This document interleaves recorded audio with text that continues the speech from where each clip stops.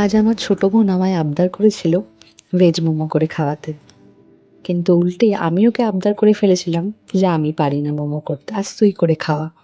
বলতে নেই, ওর সাথে সাথে ঝিরিঝিরি করে সবজি কাটা, খুন্তি নাড়ানো, ময়দা মাখা, পুরগুলো দিয়ে রেডি করা, স্টিমে দেওয়া, সবটা নিজে করেছে।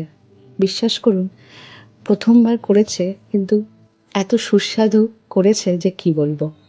ভীষণ ভালো খেলাম আজকে ভেজ মোমো। তার থেকেও বড় কথা কি জানেন, আজকালকার দিনে অনেক অ্যাপ হওয়াতে আমরা খুব চট করে পাশের দোকান থেকে, এই রেস্টুরেন্ট থেকে কিছু না কিছু কিনে খেয়ে নিই। এই ভাবুন, ভেজ মোমোটাই হয়তো অর্ডার করে খেয়ে নিলাম। কিন্তু বাড়িতে একসাথে সবাই মিলে যদি এরকমভাবে কখনো নিজে রান্না করে খাওয়া যায় না, তার কিন্তু আনন্দটাই আলাদা।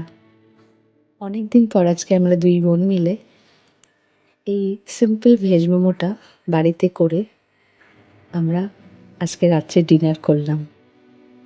আপনারাও মাঝে মাঝে বাড়িতে কখনো রেস্টুরেন্টে অর্ডার না করে যা ইচ্ছে হবে, সেটা বিরিয়ানি হোক, মোমো হোক, রোল হোক, বাড়িতে করে খাবেন, দেখবেন সে আনন্দের ভাগ হয় না।